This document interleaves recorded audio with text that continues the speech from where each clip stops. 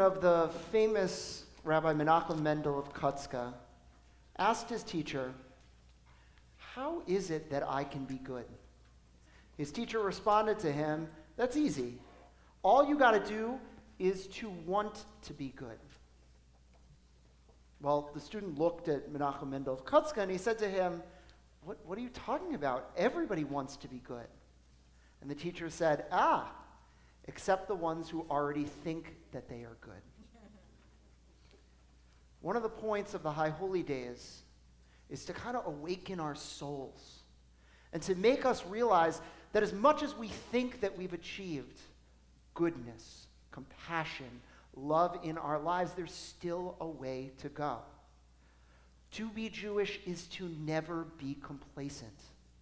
And for that very reason, the idea of growing during this season is perhaps the central idea of the High Holy Days. So tonight and every day through these next 10 days, I want to invite you to grow, to seek what is inside you, to become the best that you can be, to be more loving, to be more open, to be more compassionate. Because if you do, you will find yourself transformed when the gates close at Ne'ilah. I invite you to do all of that hard work and know that those sitting next to you and us are standing there ready to support you as you do. We're on the bottom of page number 6, and we sing the words, Hava Nashira Shir Hallelujah. Come, let us sing. Let us sing out God's praise together.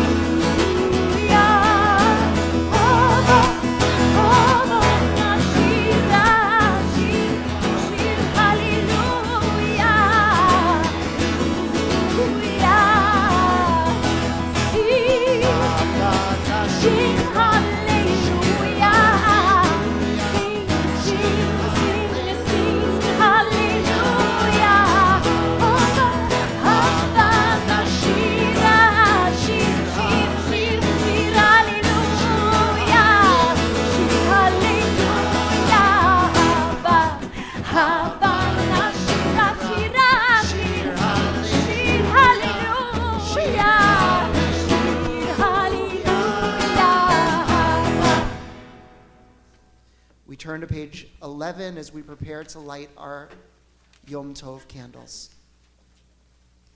The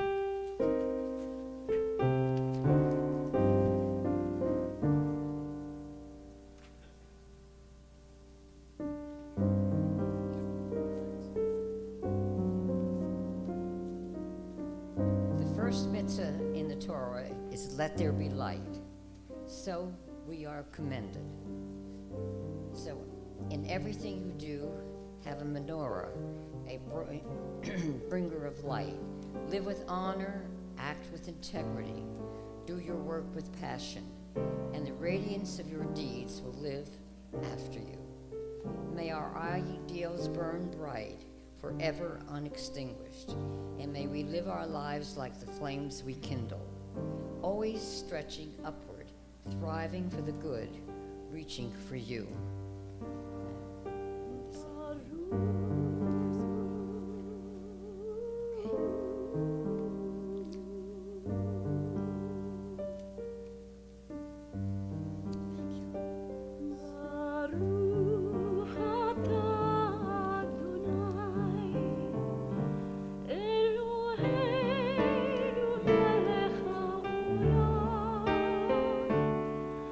Asher kidishanu ben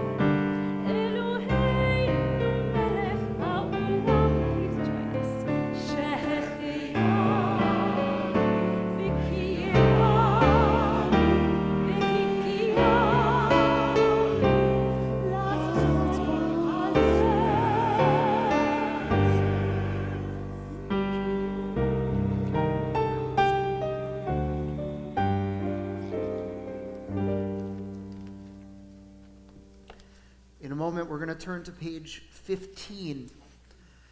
And it's an innovation of the Reform movement to sound our shofar at the evening service.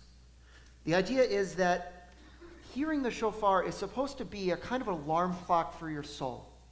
It's supposed to wake you up, to rouse you from any kind of indifference that you have to this world. It's supposed to make you perk up and ask yourself, am I that person that I seek to become? And so we begin that process with the first of the alarms. And then tomorrow you will hear 100 blasts, meant each time to remind you anew what it means to live your best life. And so we are on page 15 as we join together in listening to the shofar.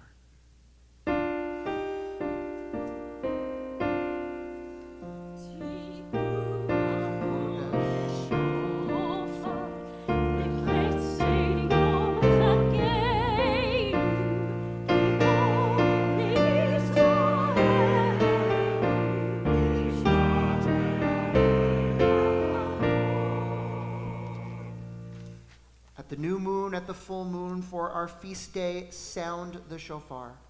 For that is the law of Israel, the way of the God of Jacob. Hallelujah, b'teka shofar. Together, Baruch atah Adonai, shomea kol truah, amo Yisrael, beracham. Tekiah. Shkoach. Don't forget to come back. Just a taste. We rise together, page 17.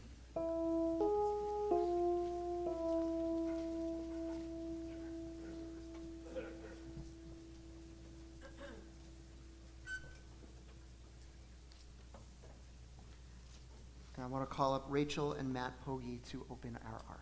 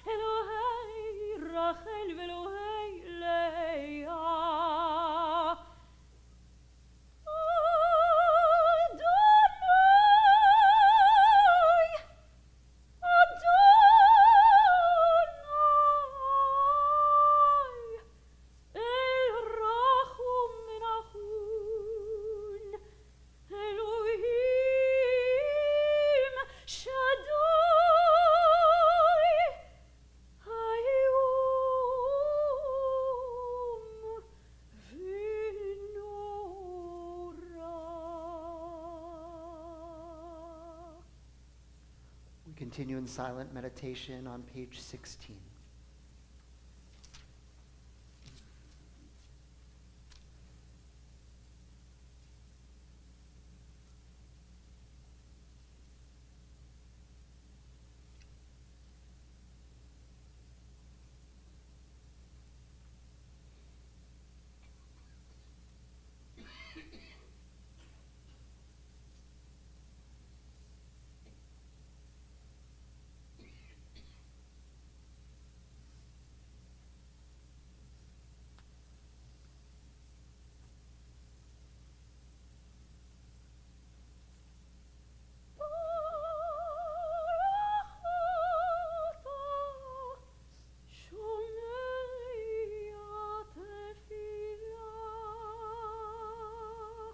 page 19. Eloheinu ve'Elohei Avotenu ve'Imotenu, Yehi shenizke levirchotecha, Bishnat chaveshet alafim v'sheva me'ot shemonim, Elohei olam barech otanu ve'et kol beit Yisrael bechidush yameinu, בשמחה ובשלום, בנחמה ובאומץ לב, בחילוץ עצמות וברוח איתנה. יהי פרי שפתנו מקובל ורצוי מלפניך, בפרוץ השנה החדשה. מודים אנחנו לך על מתנת החיים. Our God and God of our ancestors, may we know your blessings in the year 5780. Eternal One, bless us and the whole house of Israel with renewed life, happiness, and peace, comfort and courage, resilience and strength. May the words of our heart be acceptable to you in the new year that stretches before us. We are forever grateful for the gift of life. On the next page, we remain standing.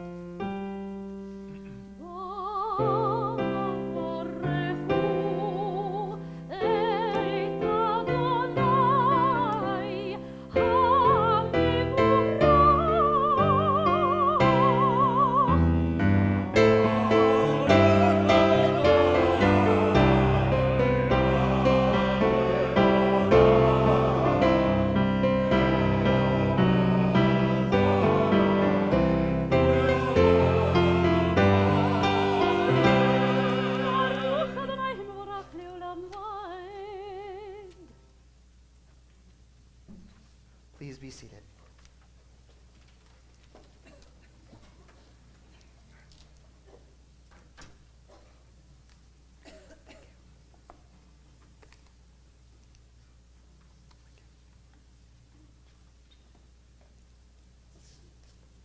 May we renew our words of prayer tonight, restore their luster, bring them to life. Let song and silence and shofar sounds awaken our souls. Page 23.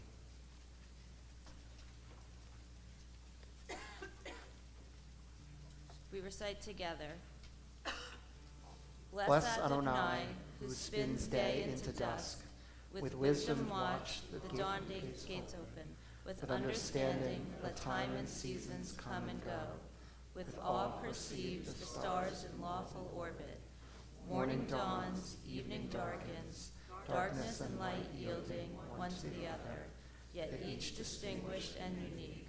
Marvel at life, strive to know its ways, seek wisdom and truth, the gateways to life's mysteries. Wondrous indeed is the evening twilight. B'chokhmah poteach sha'arim. In your wisdom, God, you open the gates.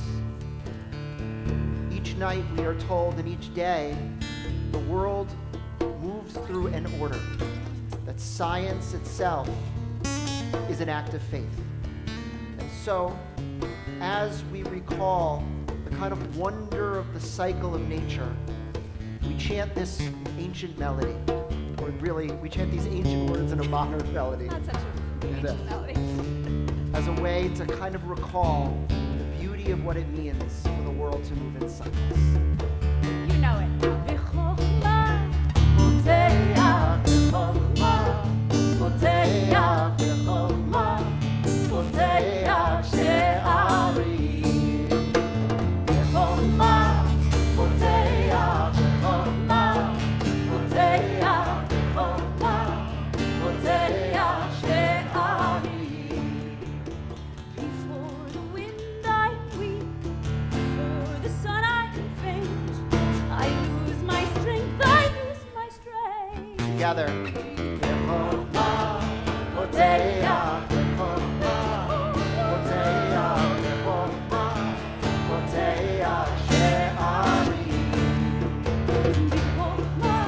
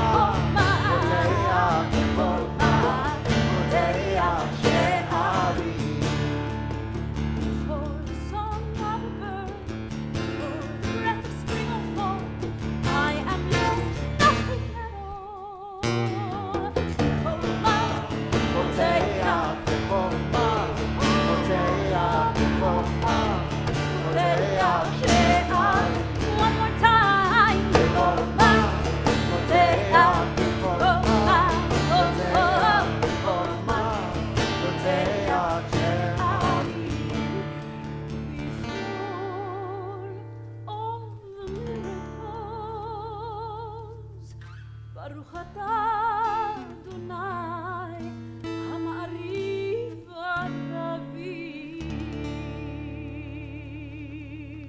Middle of page 24. Love beyond all space and time. Your love unfolds your people, Yisrael. We receive it in your teaching, your gift of Torah, sacred obligations, discipline, and law. So let us speak these teachings when we lie down and rise up, and find joy forever in your Torah and mitzvot. They are the very essence of our life, ours to ponder and study all our days. May we never lose or be unworthy of your love. Baruch atah Adonai ohev amo Yisrael.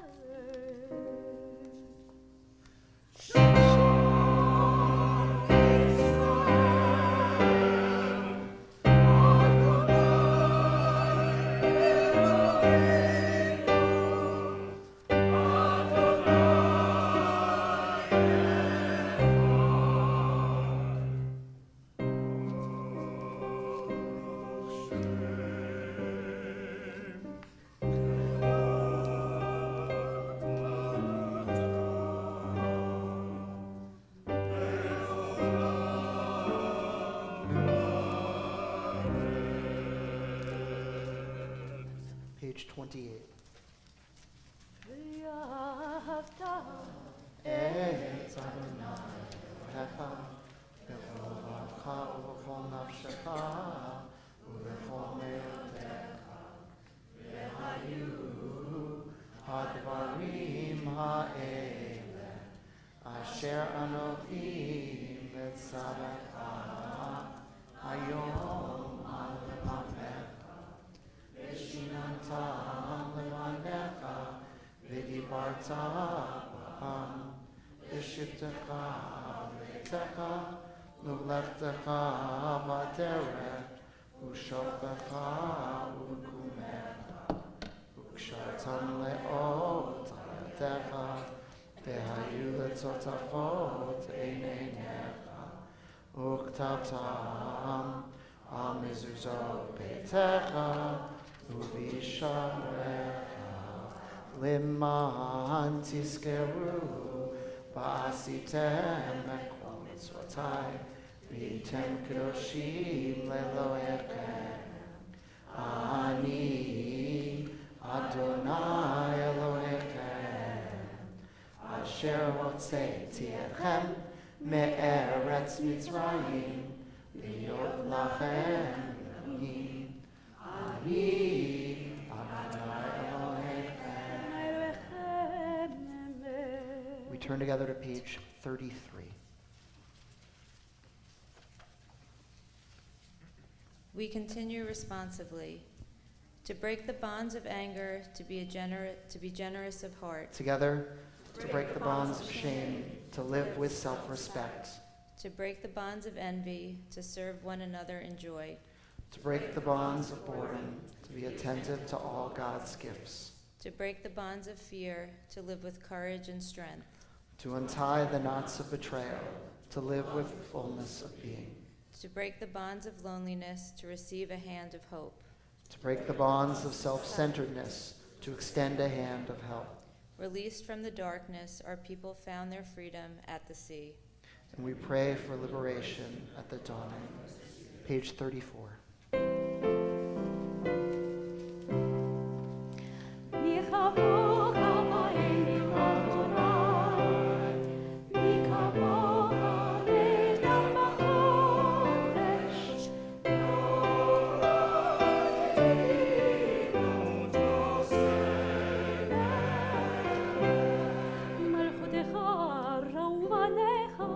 וקיים לפני משה ומרים זרענו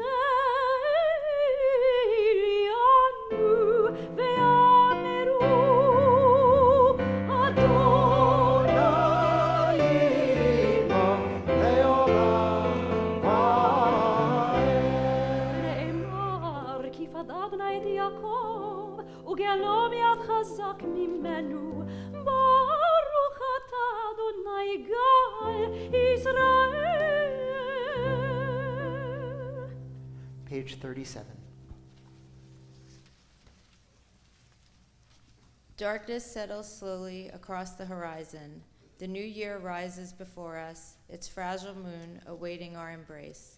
Heaven and earth entwine in their annual dance of recreation.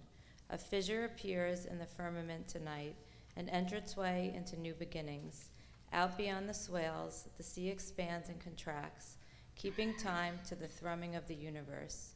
Under this Rosh Hashanah sky, the path before us is uncertain. All we can do is hold each other tight as we make our way home. Shomer, shomer Yisrael, Shemo sherit Yisrael. Shomer, shomer Yisrael, Shemo sherit Yisrael. Join us. Shomer Yisrael, shomer, shomer Yisrael, Shemo sherit Yisrael, Yisrael. Shomer, shomer Yisrael, Shemo sherit Yisrael. Ve'al yovad Yisrael, ve'al yovad Yisrael, האומרים שמו ישראל ve'al yovad Yisrael, ve'al yovad Yisrael, האומרים שמו ישראל. ברוך אתה אדוני הבורא סוכת שלום עלינו ועל כל עמו ישראל ועל ירושלים. We turn forward in our prayer books to page 40 and we rise together. יתגדל ויתגדש מרבה ועל יברך אלוהי וימליך מלכותה בחייכון וביומכון ובחיית כל בית ישראל.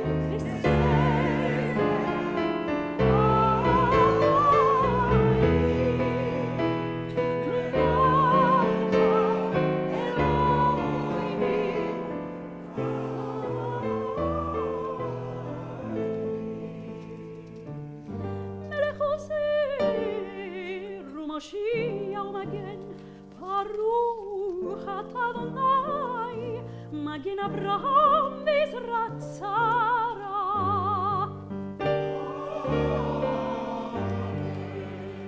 אתה גיבור לעולם אדוני, מחיי מתים אתה רב להושיע, מוריד אתה.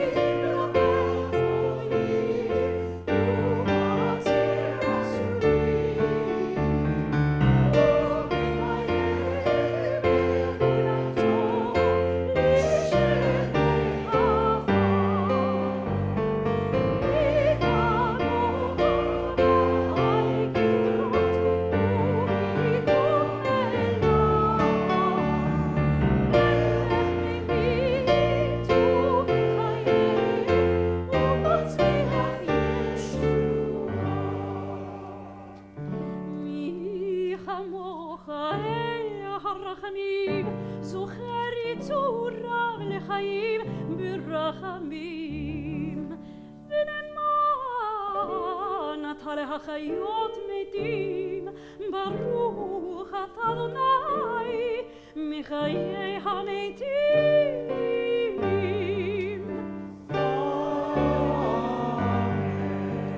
אתה קדוש ושמך קדוש וקדושים בכל יום יהללוך.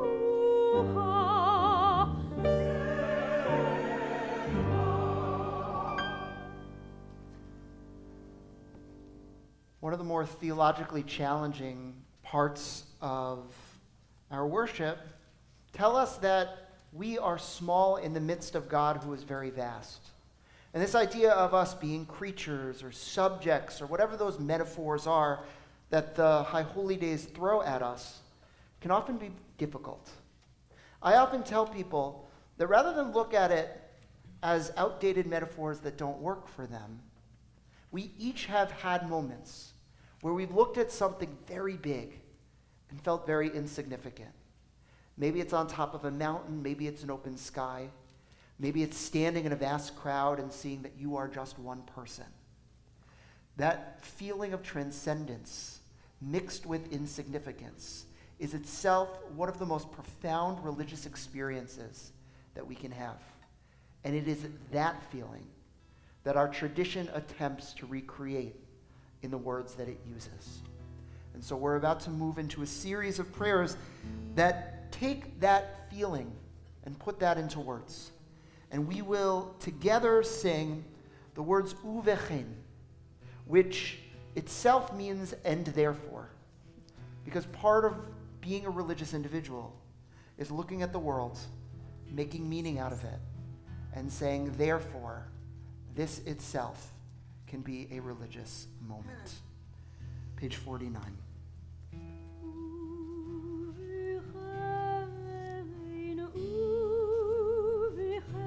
That's the whole thing. Uvechein, uvechein, uvechein, uvechein, uvechein. Keep that going. And so in your holiness, give all creation the gift of awe. Turn our fear to reverence. Let us be witnesses of power, perceiving all nature as a prayer come alive. We bow to the sovereignty of your strength, the primacy of your power. We yearn for connection with all that lives, doing your will with a wholeness of heart. Awe-inspiring is your creation, all-encompassing your transcendent name. Together.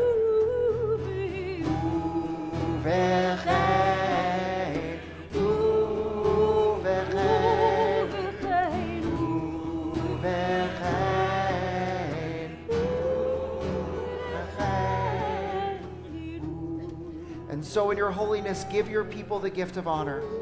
Bless with praise those who praise you. Bless with hope those who seek you. Give your believers a basis for faith, true happiness for the land of Israel, true joy in Jerusalem. May the sparks of David, your servant, soon grow bright enough for us to see a beam of light in the darkness, a promise of perfection.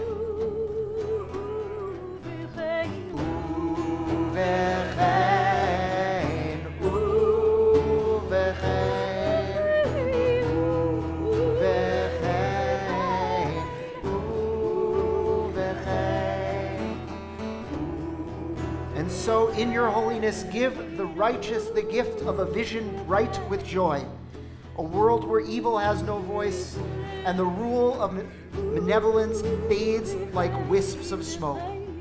Good people everywhere will celebrate the stunning sight of arrogance gone from the earth.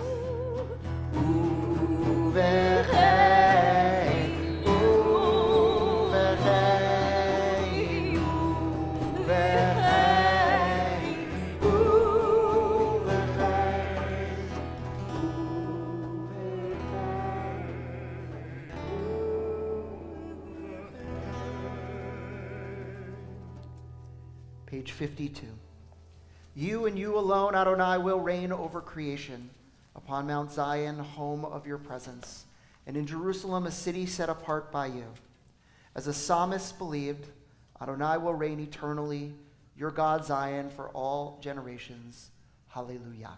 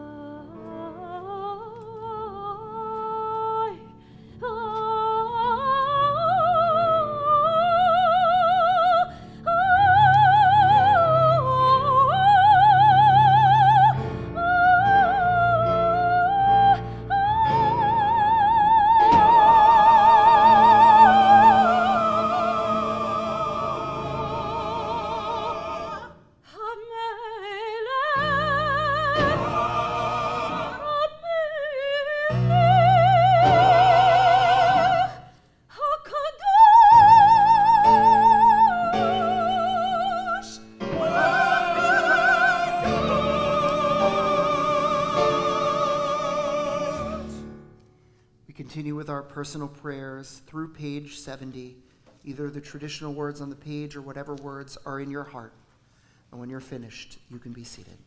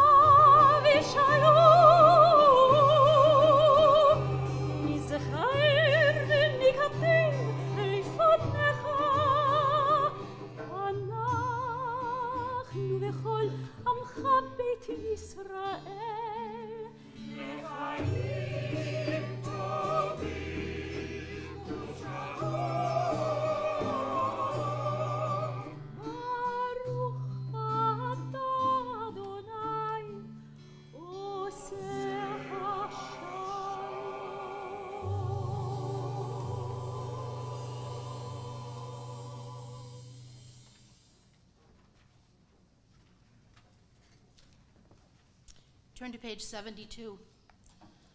A prayer for those who are ill and for caregivers. May the Eternal One who blesses all life bless and strengthen all of us who struggle against illness. May we whose lives are touched by illness be blessed with faith, courage, love, and caring. May we experience the support and sustenance of family, friends, companions, and community. May we be granted restful nights and days of comfort. We pray for refuah shlema, precious moments of healing, and a sense of wholeness in body and soul. May those who care for the sick with their hands, their voices, and their hearts be blessed with courage and stamina. May those who pursue healing through medical skill and knowledge be blessed with insight, patience, and compassion. May all of us, the sick and the well together, find courage and hope, and let us say, Amen. As I look around the room, I ask for those names that you'd care to share with us, for those people that need a Misha Beirach L'cholim.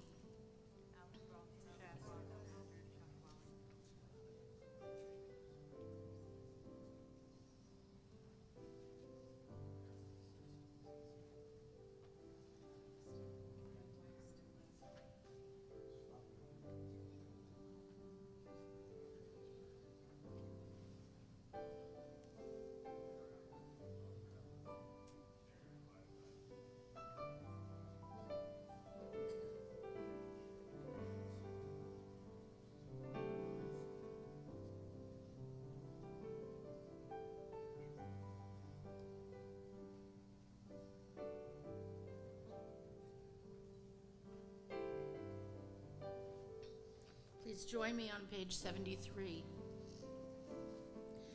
Rifa'enu Adonai v'nirefa,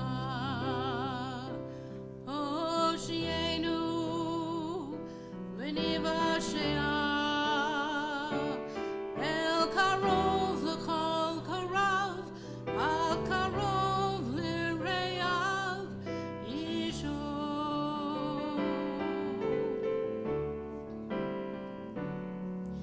We pray for healing of the body. We pray for healing of the soul, for strength of flesh and mind and spirit.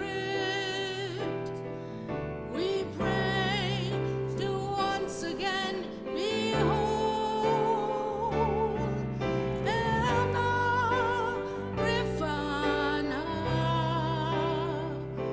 Oh, please heal us now. Refuat ha-nefesh, refuat ha-guf, refuah shlema. Heal us now.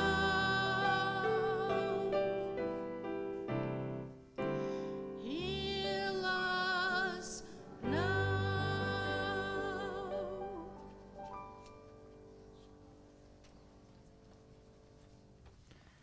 In a moment, we're going to turn to page 76 and 77, and we're going to hear the words of Vinu Malkinu. And hearing this last prayer reminded me of something I should have said at the beginning, which is that the point of standing during any prayer service is out of respect to God and out of respect to the prayers. But one of the best ways that you can respect God is to know your boundaries and to respect yourself. And therefore, if it's difficult for you to stand, or if it's difficult for you to stand for a long time, I want to invite you to remain in your seats. And so we turn to page 76 and we rise together.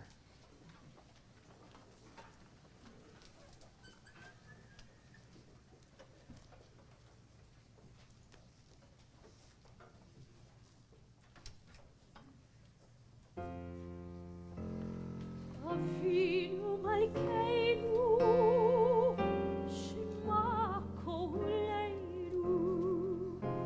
Avinu Malkeinu, Chatanu lifanecha. Avinu Malkeinu,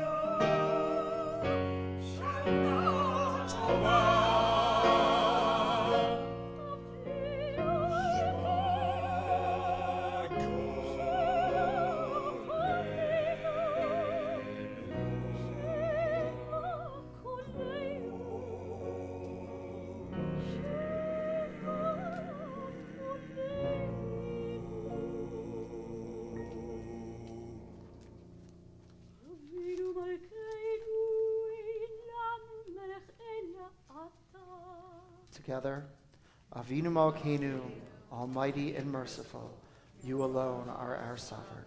אבינו מלכנו למענך חן עלינו. Avinu Malkeinu, for your sake, show us mercy. אבינו מלכנו עשה עמנו למען שמך. Avinu Malkeinu, act toward us as befits your name.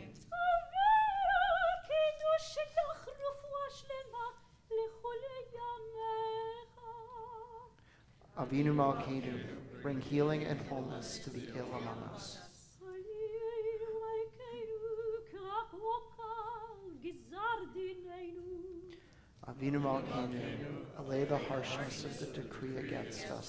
אבינו מלכנו כותבנו בספר גבורה וישועה.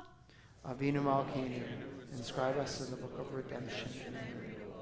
אבינו מלכנו זוכרנו בזיכרון טוב לפניך.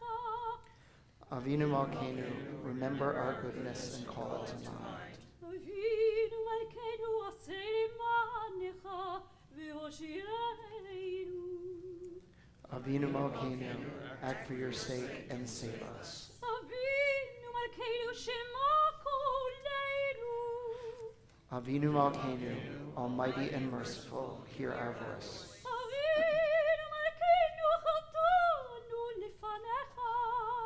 Avinu Malkeinu, we have strayed and sinned before you. אבינו מלכנו חמול עלינו ועל עוללינו וטפנו. Avinu Malkeinu, have compassion on us and on our families. אבינו מלכנו כלי דבר וחרב ורב עלינו. Avinu Malkeinu, halt the onslaught of sickness, violence, and hunger. אבינו מלכנו כלי כל צר ומסטין מעלינו. Avinu Malkeinu, halt the reign of those who cause pain and terror. אבינו מלכנו כותבנו בספר חיים טובים. Avinu Malkeinu, enter our names into the book of lives well lived. אבינו מלכנו חדש עלינו שנה טובה. Avinu Malkeinu, renew for us a year of goodness. אבינו מלכנו חוננו ועננו כי אין בנו מעשים עשה עמנו צדקה וחסד והושיענו. Avinu Malkeinu, almighty and merciful, answer us with grace, for our deeds are wanting. Save us through acts of justice. אבינו מלכנו Honenu ve'anenu, Avinu Malkeinu, Honenu ve'anenu, Ki emanu masi, Aseh imanu, Tzedaka v'chesed, Aseh imanu, Tzedaka v'chesed, ve'hoshi'enu. Avinu Malkeinu, Honenu ve'anenu, Avinu Malkeinu, Honenu ve'anenu, Ki emanu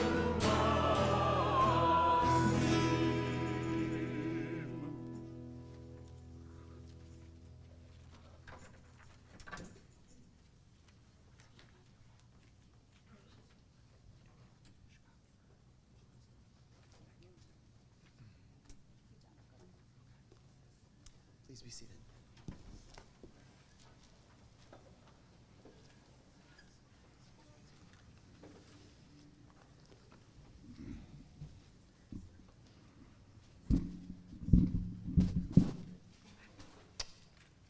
Shana Tova. 13 years ago, a lovely couple saved my life, and I never thanked them. It was 2006, and I was co-captain of the Tufts University swim team. Earlier that day, I had traveled to Western Massachusetts for our division championship at Williams College. Though I had qualified for the meet the previous year, an injury at the 11th hour had sidelined me late in my final season, and I had failed to make the cut. That didn't mean, however, that I didn't want to be there cheering on my teammates. So like we did every year, those of us who were not competing rented a house nearby so we could rush to the poolside each morning of the 3-day competition in solidarity with those who were swimming. This particular year, the house that we had rented was over the border in Vermont, at least a 45-minute drive from Williams. One evening, about a day into the competition, I heard that a blizzard was likely, but I was determined to stay and to watch the whole meet. I knew that my 2-door, 10-year-old Acura likely couldn't handle well in the snow. But after calling around to a few hotels in the area and learning that they were all booked up, I knew that if I was going to be sleeping somewhere, it would have to be on the other side of that mountain in the crowded ski lodge with my team. 3 of my friends piled into my car, and we started the long, slow journey up the hillside. It took about halfway up the mountain to realize that we were really in trouble. My car kept skidding. I decided to drive with my hazard lights on, both to make sure that I was better seen by those around me, and because in my mind it somehow gave me permission to drive 5 miles an hour with a chain of cars behind me. Eventually it got too much, and I pulled over to the side of the road to ask my passengers what we should do. By this time, I was convinced we were in danger. We couldn't make it up the mountain, and it would be dangerous to go back down. Even if we made it back to Williams, where would we go? We didn't have enough gas to run the car all night to keep it warm enough for the 4 of us to sleep in. Deep in conversation, I didn't notice a car had pulled behind me and had started vigorously flashing his brights. Getting out of his car, I decided to do the same. "You okay?" he asked. I told him we were headed over the mountain and that I was worried that we weren't going to make it. "I'll tell you what," he said. "Follow me. I live at the next street on the right. Come have a break at my house and then you can be on your way."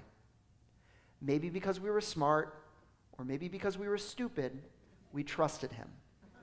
We followed him around the bend into a development at the end of an unplowed road.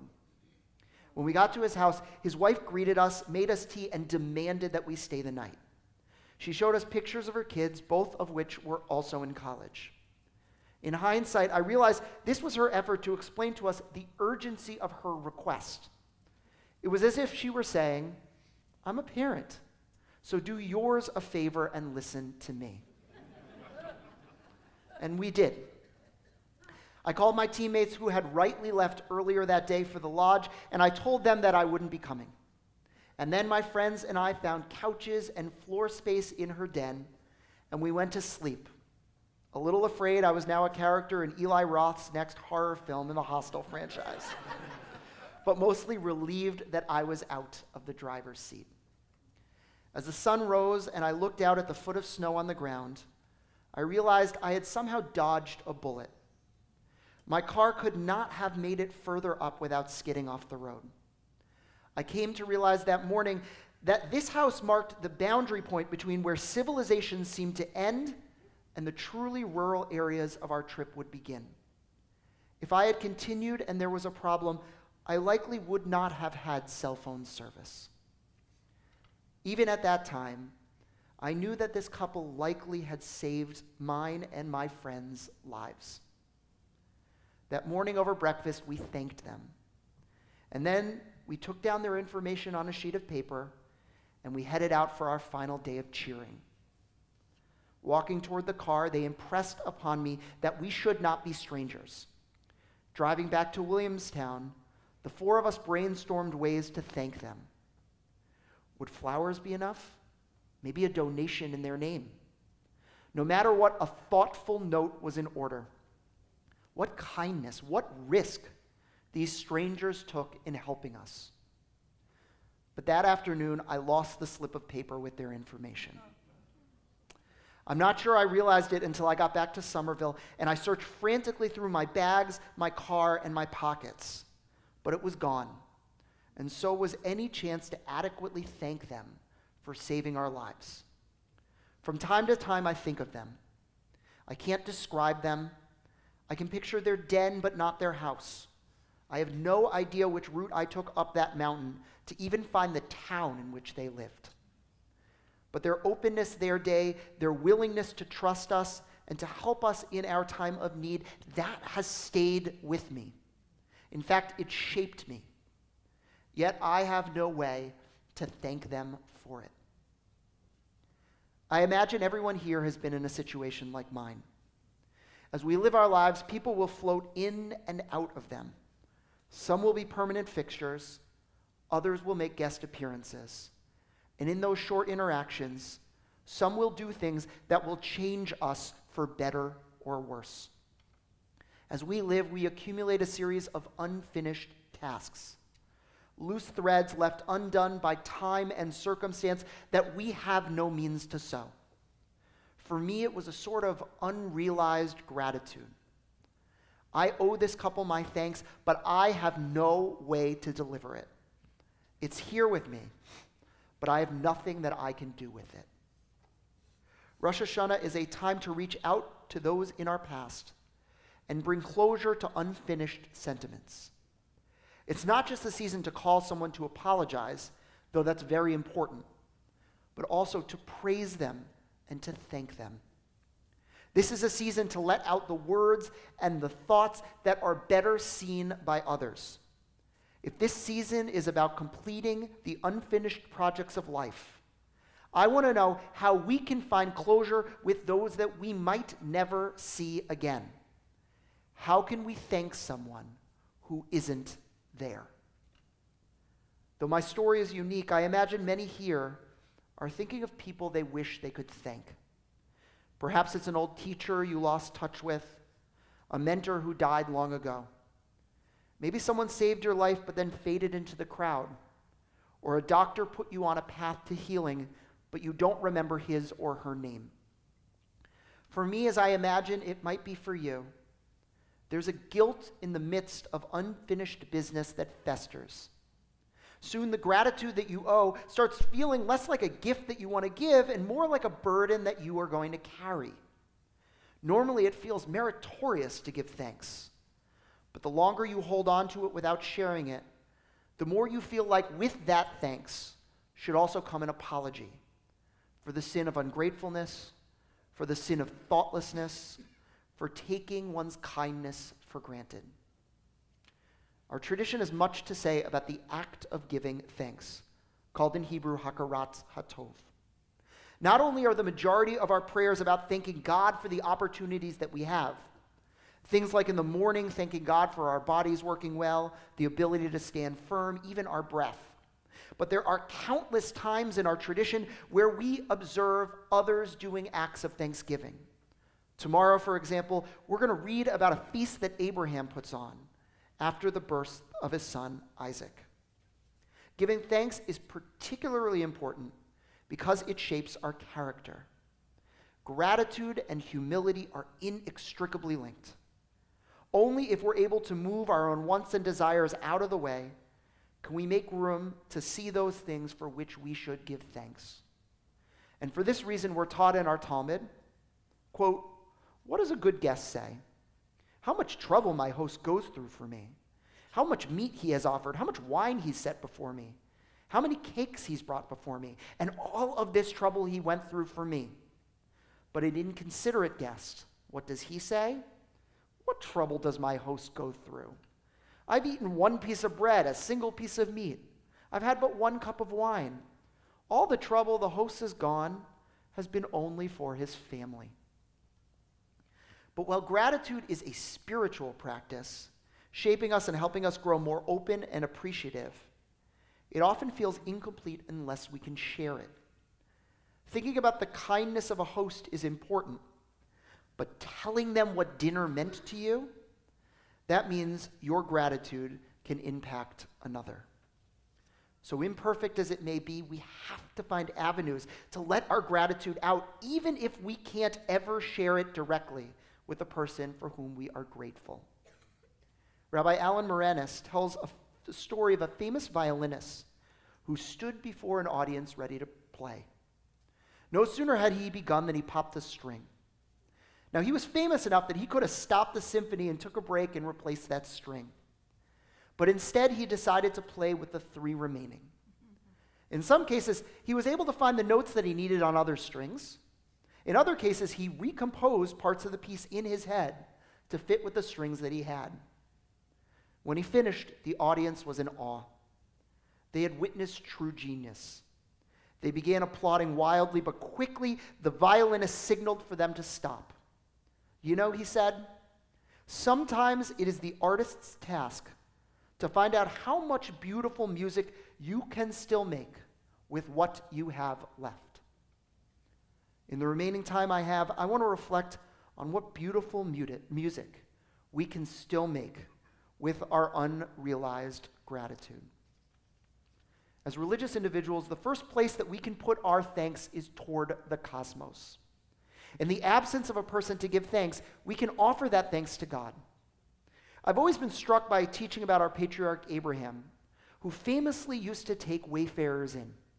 He would feed them, give them something to drink, and he would allow them to rest. But when they finished, he would ask them if they wanted to pray, thanking God for the food he just gave them. If a person prayed, he'd let them go. But if they turned and thanked him for the hospitality, but declined his offer to pray, he would charge them for the food and the supplies that he gave them. Quickly, people would realize that they needed to join him in prayer. Abraham is an extreme case, but his story teaches us an important lesson about where to place our thanks. Abraham understood that much of life is luck, and he was a product of a bounty that wasn't his own doing. That's why he wanted to pass gratitude forward. We live in a world of blessing. A person's kindness, their openness, their warmth is their own. But it's also an echo of the sparks of kindness, openness, and warmth within all of us, woven into our DNA by God.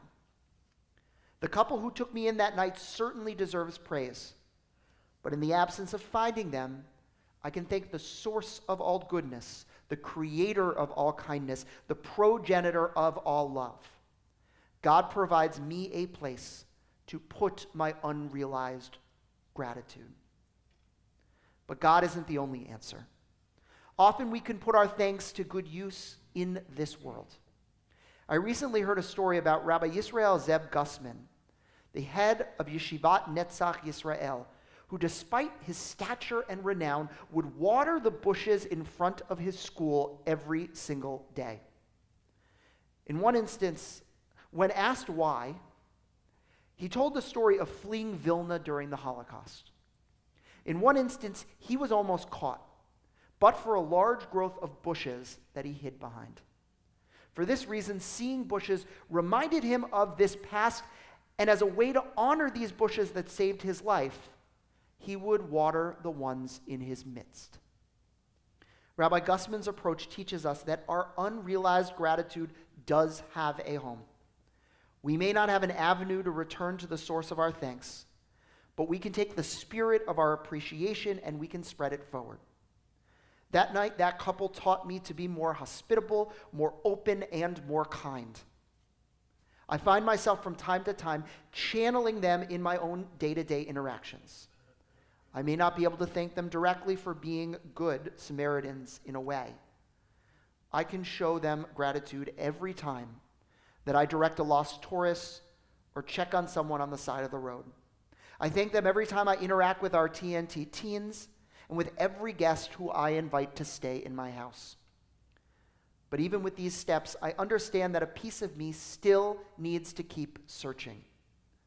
For those of us who have the luxury of losing touch with someone, rather than losing them altogether, the best way to deal with unrealized gratitude is to try to find them. Many may know the famous story of Rahab, who appears in the biblical book of Joshua. She too took in wayfarers. Living in Jericho, she lodged 2 of Joshua's spies who were preparing to besiege the city. Soon the residents of the city caught on that they were there, and they sought to kill the spies. But Rahab helped them escape, thus saving their lives.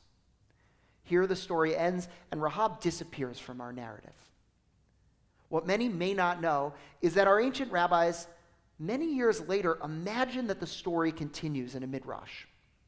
After the city is besieged, those spies go back and they look for Rahab and they find her.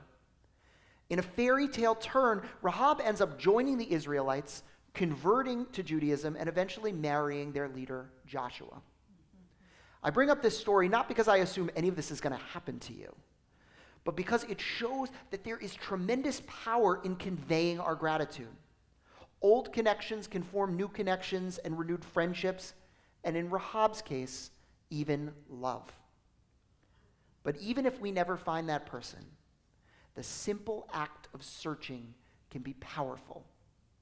To find someone, you have to tell your story over and over and over again. You have to ask for help using the resources at your disposal.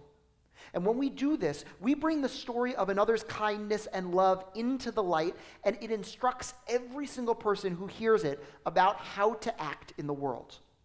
And it's for these reasons that I need your help. I'm going to post this story after Rosh Hashanah in the hopes that I can find this couple. And I hope you can help me. When I do, if you see it, please share it. And even if I can't find them, the simple act of looking for them will at least bring me closer to conveying to them adequate gratitude. And each of you can do the same. Seek out that person that you need to find, and even if you never connect, use the process of searching as a way to grow and teach. I don't know if I'm ever going to find that couple again, and that's okay. Our tradition understands. An unfinished duty, a job half done, is still better than ignoring the task at all. As Rabbi Tarfon taught us nearly 2,000 years ago, it is not your job to finish the task, nor are you free to desist from it. If you can't thank someone specifically, show thanks in different ways. Each of us has the agency and the power to not give up. In this season, which aims to bind up the should-haves and what-ifs of our past, don't despair just because you don't have all the tools at your disposal. You may owe things to others that they will never receive, and that is okay. Half of the journey is figuring out what to do with them. Shana Tova.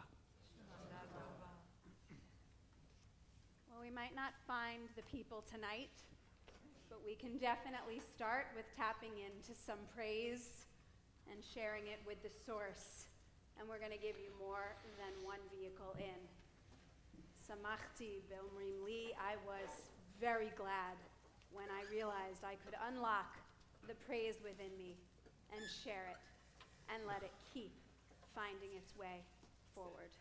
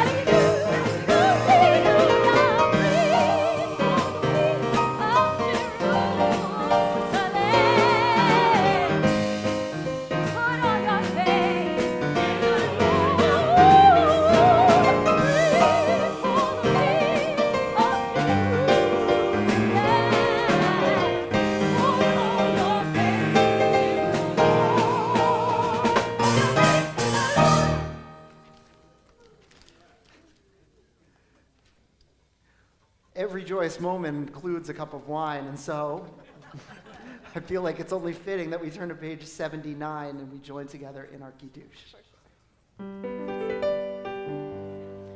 Baruch atah Adonai, Eloheinu melech haolam, borei peri ha'tofel.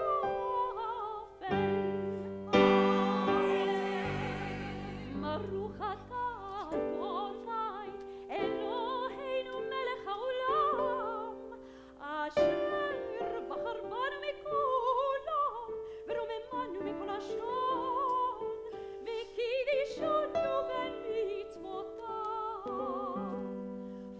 ותיתן לנו אדוני אלוהינו ביום הבא את יום הזיכרון הזה, יום תרועה מקרא קודש, זכר ליציאת מצרים. כי בנו בחרת, ואותנו קידשת מכל העמים, ולברך האמת וקיים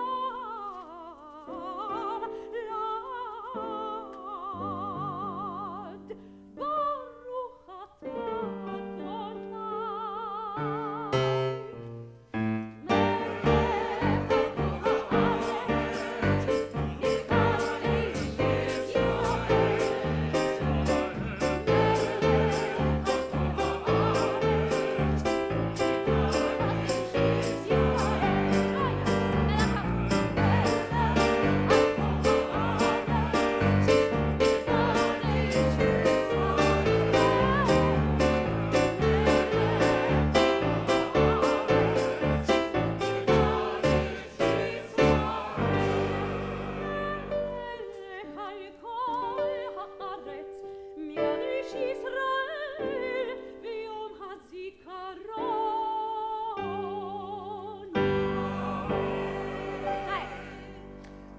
We turn to page 82 for Elenu, and if you're able, I'll invite you to rise.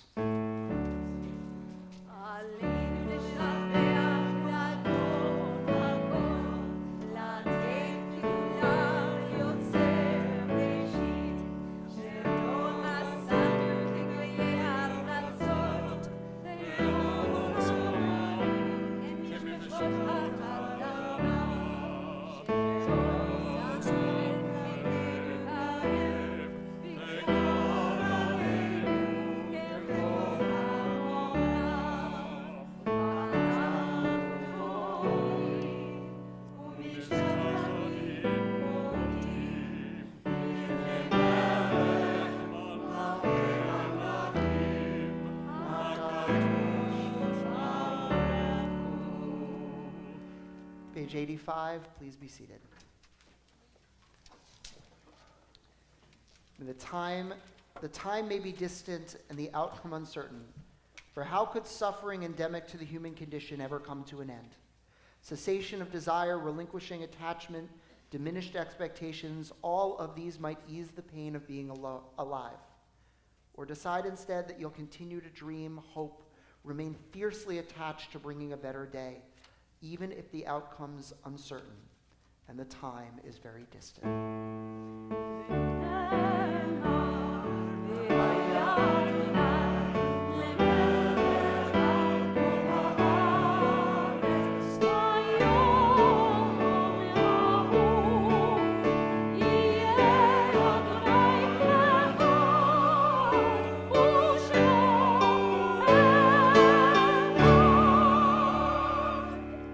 Turn together to page 90.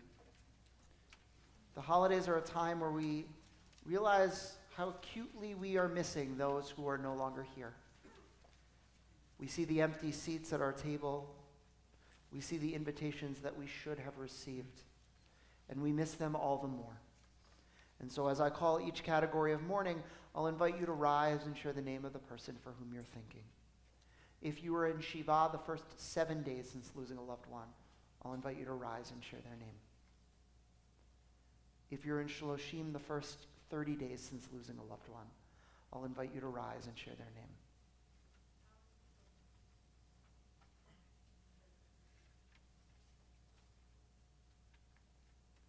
Remaining standing, if you are in Shana within the first year of losing a loved one, I'll invite you to join those standing and share their name.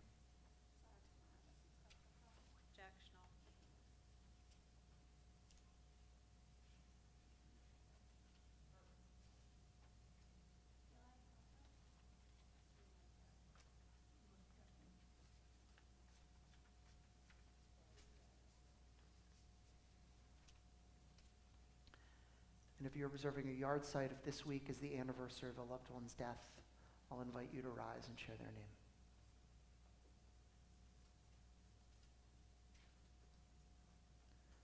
We turn to page 90, and in solidarity with those standing, if you're able, I'll invite you to rise. And if it is your custom to join with us in the mourner's Kaddish.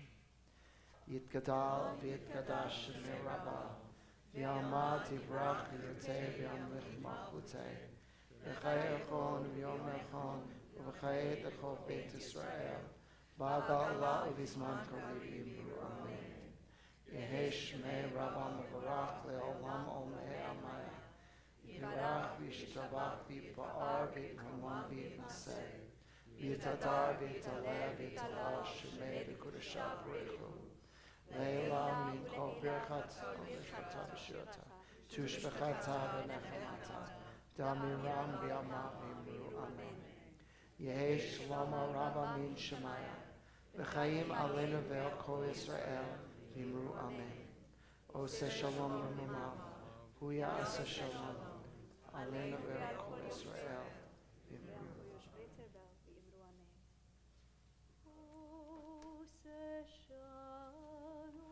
Bimroma hu ya'aseh shalom aleinu ve'al kol Yisrael ve'al kol yoshvei tevel v'yimeru. Amen. Please be seated. So before we move into our closing song, which is going to be Adon Olam, page 94, just a few brief announcements. Much of what is going on at our congregation you can find either on our website or our e-blast, so I just am going to announce tomorrow's services, which we have a host of services, from children's services to tot services. You can find that information either outside on sheets of paper or on your tickets themselves, but our main service, the continuation of tonight, will begin at 10 a.m. And I want to make a plug tomorrow as well for our 5 p.m. Tashlich service, where we're going to be meeting by the middle school, which is really kind of right across the street, walking through the field into a stream. It's a beautiful service and a beautiful space. And if you've never been there, I really want to invite you to try it and to join us. It's at 5 p.m. tomorrow. And so again, page 94, Adon Olam.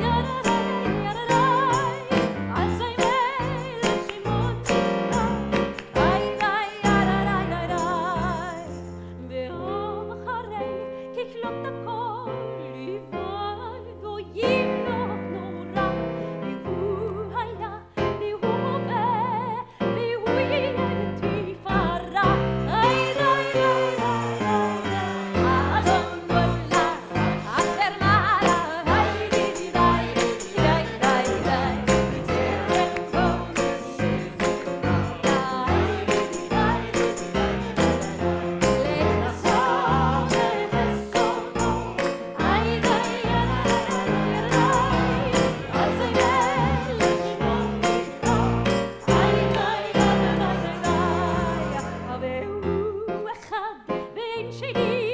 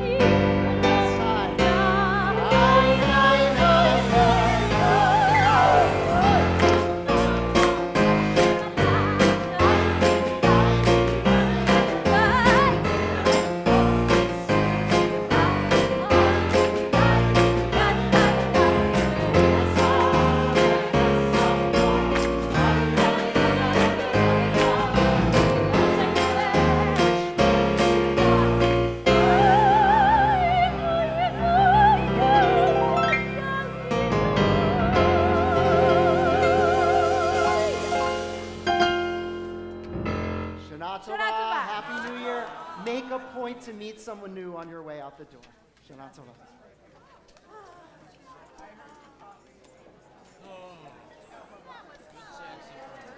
Right? Twice a year, man. Nice, easy way in. This service is such a nice, easy way into the whole day. And like relaxing, you know?